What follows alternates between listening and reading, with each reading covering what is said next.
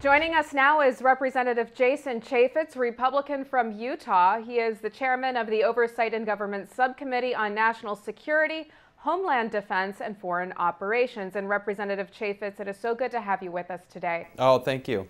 Well, President Obama has announced his support for same-sex marriage yesterday. Was this nothing more than a political move on the president's part? And is he playing politics with civil rights? Well, I don't know what his intentions are. I think he's probably felt this way for some time. I don't think he's been candid about this in the past, and you know, it is what it is. It's what he believes now, I guess, and you know, we'll see how that plays out. Now, GOP presidential candidate Mitt Romney reaffirmed his opposition to same-sex marriage. Polls show the nation almost evenly divided on the issue. How big of a campaign issue do you see this being? I think it'll come and go real quick. It's not going to be a central theme in the campaign. It's about jobs, it's about the economy, and it's about the way that President Obama has handled his time in office. It's really a referendum on Barack Obama, and to that degree I think he's failed, and I think he will be a one-term president.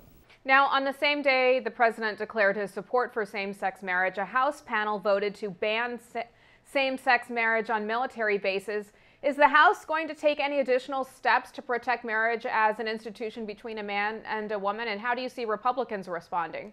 Well, DOMA's firmly in place. I don't see any attempt to make any sort of change there in any regard. Several of the states have dealt with it. In Utah, we have a constitutional amendment that passed. It's part of our state constitution that defines marriage as a union between one man and one woman. And so, again, I think this will come and go fairly quickly, and people, again, will start to focus on the big, weighty issues that face our nation, such as the economy and jobs, foreign policy. Those types of things will really dominate in the coming weeks and months. Okay, let's turn to some spending issues that are making headlines right now. You've introduced a bill that cuts the spending of the nation's 4 ex-presidents, a total of about $4 million annually.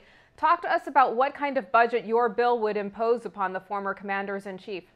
Well, nobody wants an ex-president to be destitute, but certainly if they're out there in the private sector, which there are more than, you know, the great opportunities for them to be on book tours and give speeches. If they choose to do that, we're just saying that you probably then at certain point should not go back to the taxpayers and expect to be reimbursed for your telephone bills and your office rent when you're really using those resources to propel your own private business and your own private income. So if a president decides, hey, I just want to go fishing in Utah for the rest of my life, great, you know, there's going to be some $400,000 for them to do that. But if they're going to go out and make millions giving speeches and doing book tours, then yeah, we're going to whittle that allowance down to zero. I think that's fair, and it's bipartisan.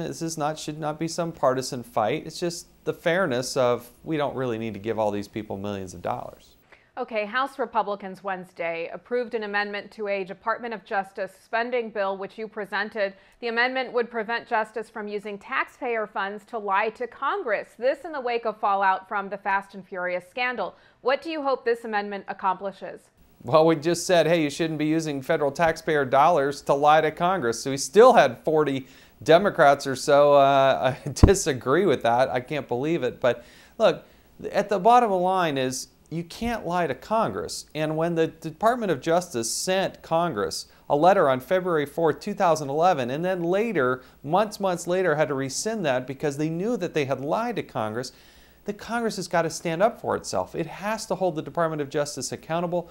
They need to fulfill that subpoena. We were trying to reaffirm that the whole notion that the administration needs to come clean on Fast and Furious with that amendment as the Department of Justice appropriations move forward. All right, President Obama is threatening to block the Justice Appropriations Bill because it includes a provision that blocks a gun control law his administration used Operation Fast and Furious to pass. Is this just another example of how Obama snubs Congress and the will of the people to promote his own gun agenda? It's part of it. And look, the Second Amendment is crystal clear, and there are a lot of people out there that are very concerned about what the Department of Justice and the ATF was doing in purposely and knowingly allowing 2,000 weapons to be poured out into the hands of bad guys, and then have taken no accountability, no responsibility at the upper echelons of the Department of Justice, nobody's been fired. In fact, some people were promoted.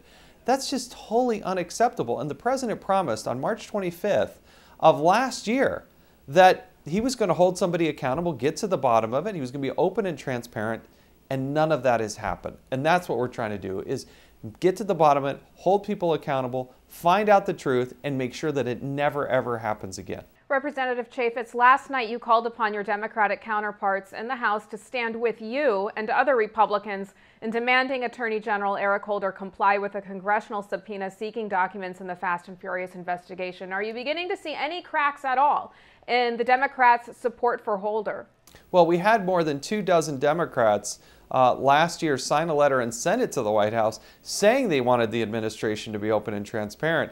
Now I'm calling upon those same Democrats and other Democrats. It really shouldn't be a partisan issue. It should be the right of Congress to access those materials so that we can make the best decisions possible. We know that there are 80,000 documents out there. We've been given less than 10% of those. So it's only reasonable that they provide this.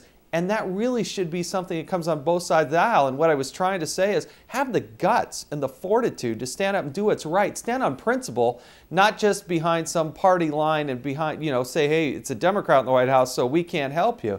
That's not what this country is looking for. It demands guts to do that. And so far, I haven't seen many on the other side of the aisle, unfortunately. Okay, on a completely separate issue, more than half of Utah residents identify themselves as Mormon. So let's turn to election 2012 and the role that faith will play in the election. Do you think that Mitt Romney's Mormon faith will matter to the electorate? No, not really, not really. I mean, I think you're going to find a wonderful family that is faith-based, that does believe in God, and is a wonderful family. They've got, these great kids and grandkids. I think that's more of a curiosity, but it's not central to the discussion. And I think this country, actually, with Barack Obama breaking through and becoming president, I think the country has shown that it doesn't really dive deep into those. They want to know everything they can about a potential president, and maybe we should have asked some harder questions of a candidate, Barack Obama. But at the end of the day, I think it'll be viewed very much as a positive. You're going to find somebody, a clean living person who does believe in his faith, who's committed and loves his country, and has been very successful and very blessed in his life. And as people get to know Mitt Romney and his family, I think you're going to find the country's really going to admire the Romney family, and it'll be, at the end of the day, be a real positive. Okay, last question real quickly. Given the gay marriage issue, questions about President Obama's support of Israel in the event of a conflict with Iran, and the possibility that Mitt Romney could become the first Mormon president in U.S. history, could faith play a greater role in this presidential election than any other in U.S. history? I guess it's always part of the question, but this has happened time and time again from President Kennedy on forward. We're breaking new ground. There's new things that are happening. But at the end of the day, I think they want in the White House a good, honest, decent person who will make the country proud, who's proud of the country, that isn't going to be apologizing for the country around the world.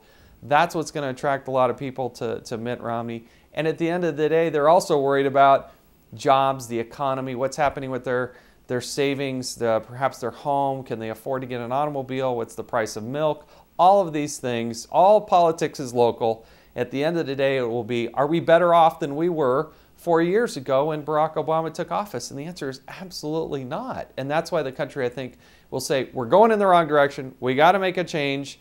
And yeah, we'll get to know what Mormons are like. We'll get to know, look at the situation in Iran. There's a lot of other things we're going to look at. But at the end of the day, people want a better, more prosperous family and future. And Mitt Romney's got a lot more to offer than Barack Obama does. All right, Representative Jason Chaffetz, thanks so much for being with us today. Hey, thank you. And thank you for watching Newsmax TV.